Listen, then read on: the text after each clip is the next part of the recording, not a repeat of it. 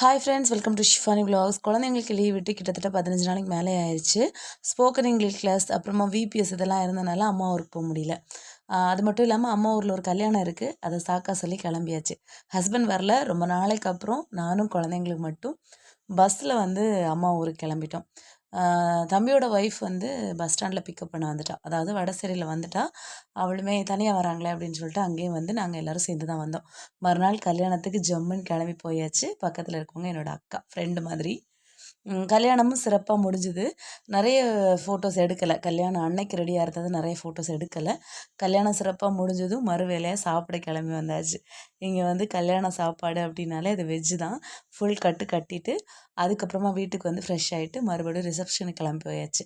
அங்கே வீடியோ எடுக்கலை, ஒரு சில ஃபோட்டோஸ் மட்டும் அட்டாச் பண்ணியிருக்கேன். தேங்க்யூ.